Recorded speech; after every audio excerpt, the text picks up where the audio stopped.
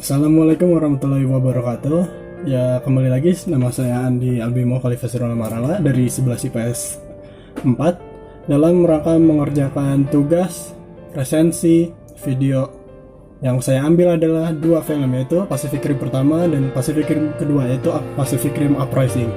Di sini pertama-tama saya ingin kalian melihat trailer terlebih dahulu, yaitu film Pacific Rim yang pertama, yang itu tahun keluar 1 Juli 2013, yang dimana film ini disutradarai oleh Guillermo del Toro dan produsernya ada Thomas Tull, John Zansny, Guillermo del Toro dan Mari Parent. Di sini durasinya itu 131 menit dan perusahaan film itu ada Legendary Pictures. Pemerannya itu ada Charlie Hunnam, Idris Elba, Ringo Kikuchi, Charlie Day, dan Ron Perlman. Nah, demikian. Kalian sekarang bisa lihat dulu trailer ya. We always thought alien life would come from the stars, but it came from deep beneath the Pacific. What the hell is going on? The first kaiju made land in San Francisco. The second attack hit Manila. Then the third one hit Cabo. And then we learned this was not going to stop. In order to fight monsters, we created monsters of our own. We needed a new weapon. The Jaeger program was born.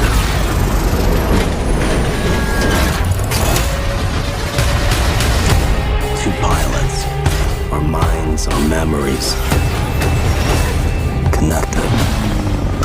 And man and machine become one.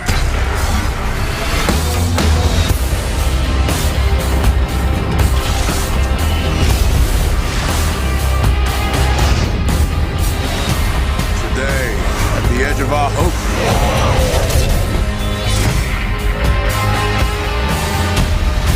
The end of our time. We've chosen to believe in each other. The day we face the monsters that are at our door.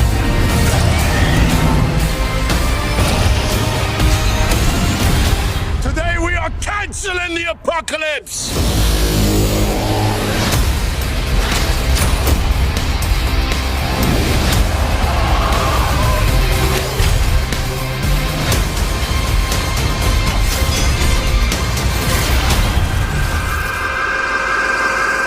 It is pretty cool.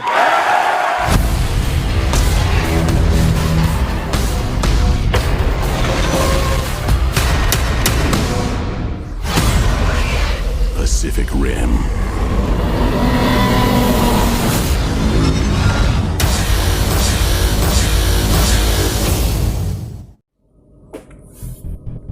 Ya, kalian barusan ngeliat dari trailer Pacific Rim.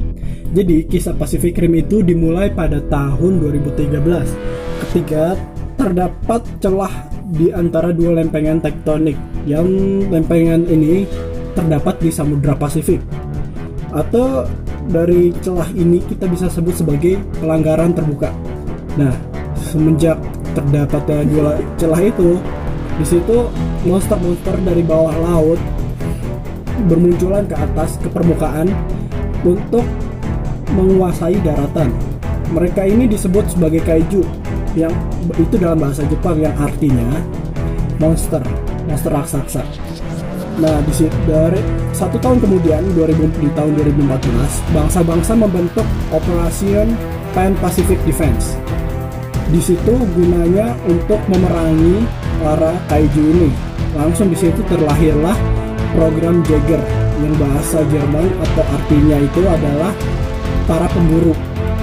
Jadi Jaeger ini itu robot raksasa yang digunakan untuk perangin para kaiju ini. Program Jaeger ini itu digunakan oleh 2 orang atau 2 pilot dari seluruh dunia yang dimasukkan ke dalam Concords, itu namanya. Nah, pemikiran mereka ini. Nah, dari Compounds itu mereka harus menyatukan pikiran mereka terlebih dahulu menjadi satu supaya bisa menggerakkan Jaeger atau robot raksasa ini, yaitu melewati drift jam. Ya. Dari situ barulah mereka menyatu secara emosional dan secara pikirannya. Mereka sudah benar-benar menyatu. Mereka di situ baru mulai memerangi para kaiju.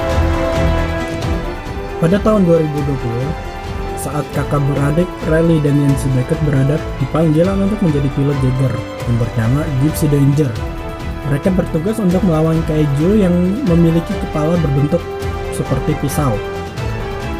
Tapi ya gitu, mereka ngeremehin kaiju tersebut dan akhirnya sang kakak si Yancy Beckett meninggal dimakan oleh sang kaiju.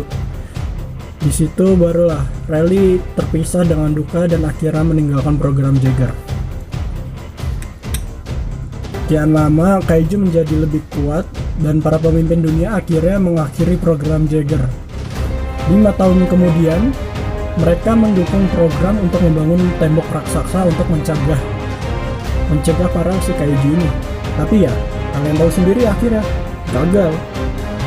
Sampai suatu saat sang mantan pilot Marshall yang namanya Stekar Pantekos ditugaskan mengendalikan 4 Jaeger untuk melindungi pesisir di garis depan. Komandan Jaeger Stekar Pantekos memutuskan untuk membuat sebuah usaha terakhir untuk mengakhiri ancaman kaiju dengan menghancurkan celah dengan sebuah senjata nuklir. Walaupun dulu serangan nuklir terhadap Portala tidak berhasil, Pantekos merekrut kembali pilot Jaeger yang pernah mengundurkan diri, Riley Beckett, untuk mempiloti Gypsy Danger. Riley pergi ke Hong Kong dengan Pantekos dan mulai mencari co-pilot baru. Riley memilih Mako Mori, pengurus proyek pembaruan Jaeger dan anak perempuan adopsi Pantekos. Pantekos dengan rasa enggan mengizinkan Marco untuk mengikuti tes dengan Relic. Selama tes, Marco terlihat kembali ingatan traumatis dari serangan kaiju yang membuatnya jadi yatim dan hampir melepaskan senjata Gypsy Danger di hangar.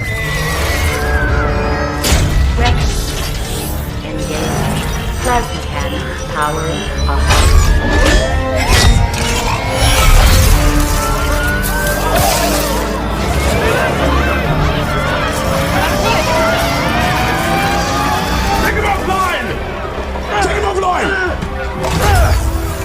I just did!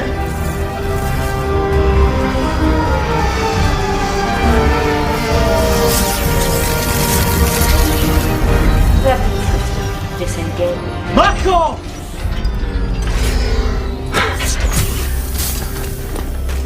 Neural bridge exercise invalid. It's okay. It's okay. Drift sequence terminated. Pantekos menganggap Mako tak cocok untuk berperang dan memerintahkan mereka untuk tidak mengendarai Jaeger.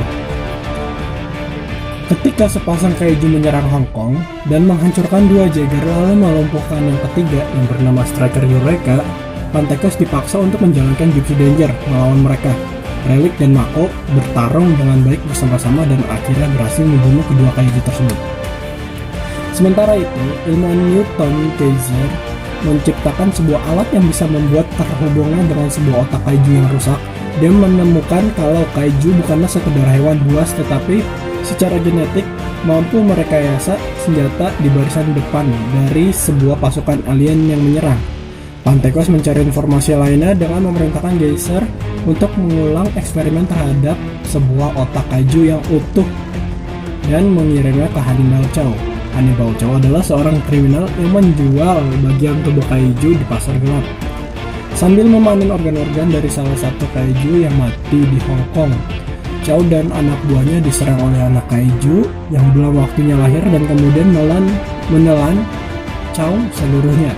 Geyser dan rekan labnya, Herman Gauthier, berhubungan dengan otak bayi kaiju tersebut dan mempelajari kalau celah itu hanya terbuka oleh DNA kaiju yang menjelaskan kenapa semua usaha sebelumnya yang mengebom nuklir itu gagal karena kita manusia atau Jaeger itu nggak bisa masuk kecuali ada DNA dari kaiju. Kedua Jaeger yang tersisa mulai rencana pengeboman mereka terhadap celah tersebut. Panteko secara sukarela mempiloti Striker Eureka yang menjadi satu-satunya yang sanggup membawa bomnya karena Herb Hansen, co-pilot yang biasa cedera di garis pesisir Hong Kong, sementara Relic dan Mako mempiloti Gypsy Danger. Setelah sampai di portal, mereka disergap oleh 3 kaiju. Pertarungan sengit pun terjadi. Ya, di situ Striker Eureka dikepung oleh 2 Jaeger, dikepung oleh 2 kaiju. Sedangkan si Gypsy Danger diserang oleh 1 kaiju.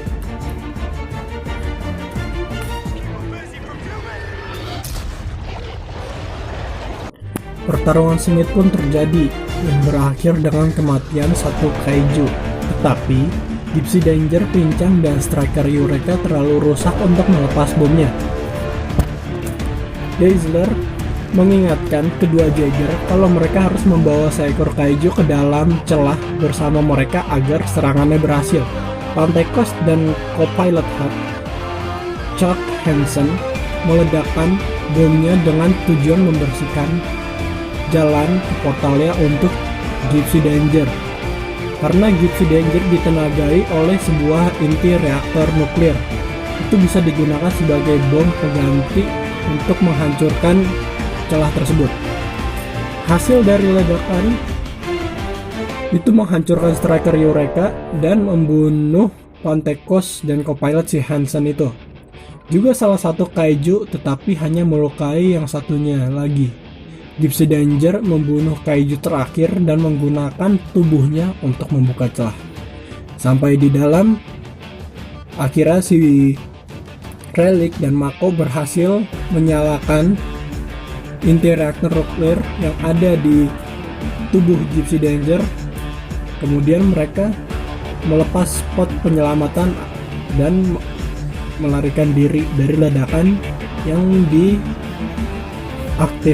di dalam celah sehingga menutup portal tersebut untuk selamanya. Mako dan Relic pulang dengan membawa kemenangan di pihak umat manusia. Gimana menurut kalian? Bagus kan Pacific Rim pertama? Oke, mari sekarang kita masuk ke Pacific Rim kedua. Pacific Rim Uprising. Yang Pacific Rim kedua ini Pacific Rim yang disutradarai oleh Stephen S. DeKnight dan ceritanya dibikin oleh Guillermo del Toro. Di sini juga perusahaannya sama kayak sebelumnya, Legendary Pictures. Ini film dirilis pada tanggal 23 Februari 2018, yaitu di negara Amerika Serikat. Di film ini ini sequel dari Pacific Rim yang pertama. Cuman sayangnya ya gimana ya, jauh dari harapan sih, yang ngecewain. Cuman kayak maksa banget. Nih biar kalian lebih jelas, kalian nonton trailernya dulu ya.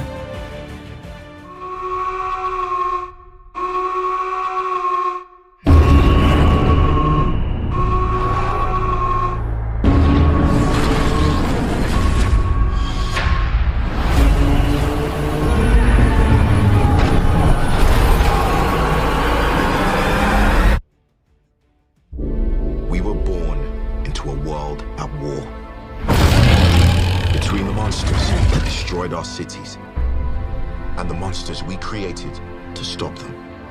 We thought we had sacrificed enough.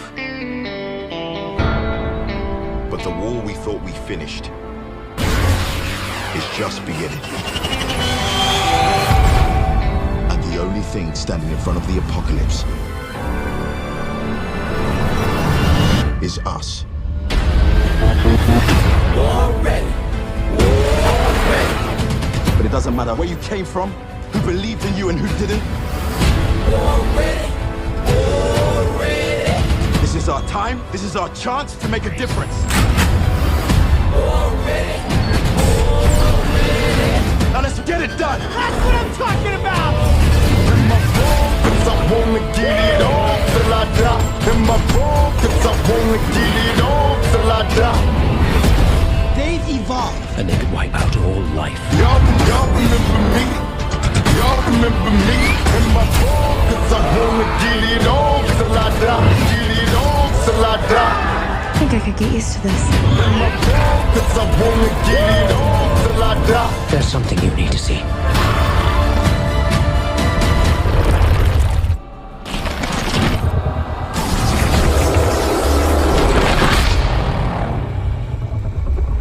Well, he's pretty big.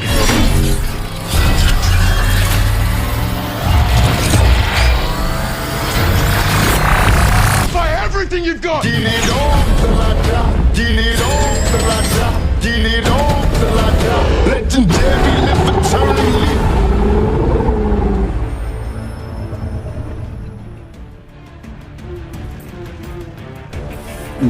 Ya kan, kelihatannya trailernya cukup menarik.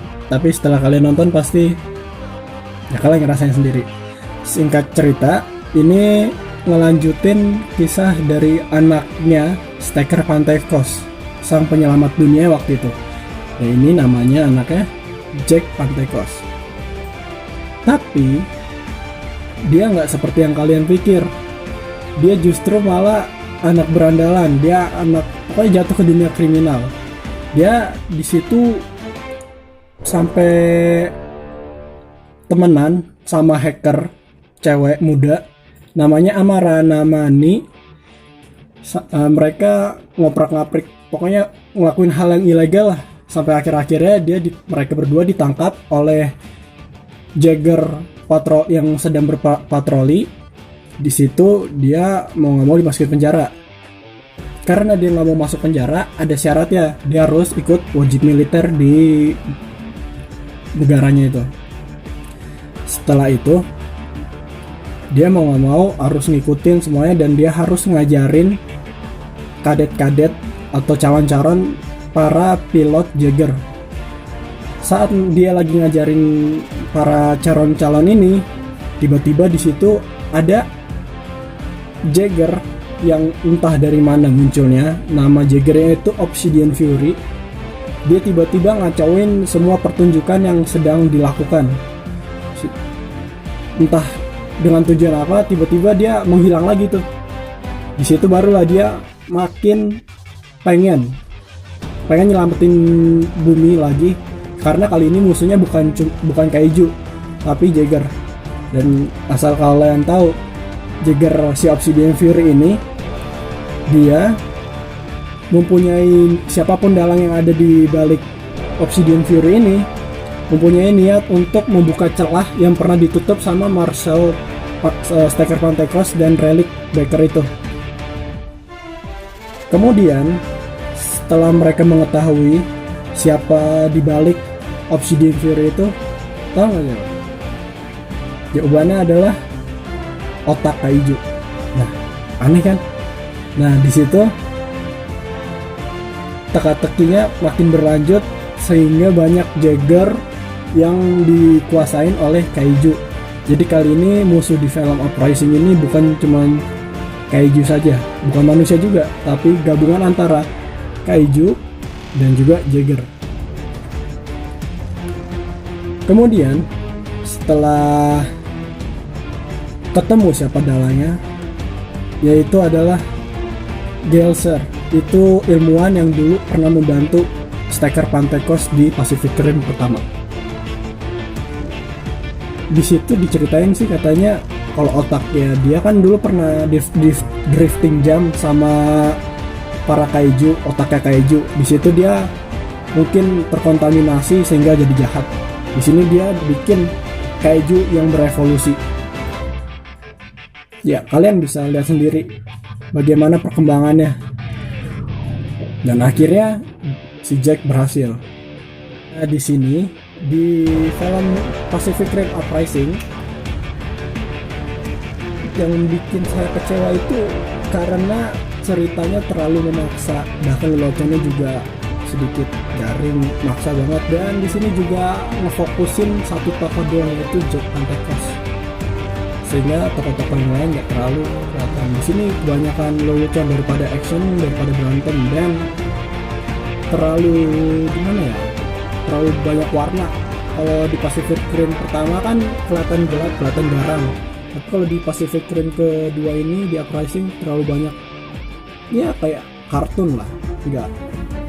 Bahkan di sini pengen dimasukin juga yang Jagger dulu, Gypsy Danger, tapi di sini dirubah jadi Gypsy Avenger. Desainnya lumayan, desain segala macam, efek juga udah cukup bagus, tapi ya terlalu cerah dan nggak kelihatan garangnya. Itu sih. Jadi bagi saya masih lebih bagus Pacific Rim pertama. Kalau menurut kalian gimana? Masih bagusan Pacific Rim pertama atau Pacific Rim kedua Uprising? Jawab di kolom komentar ya.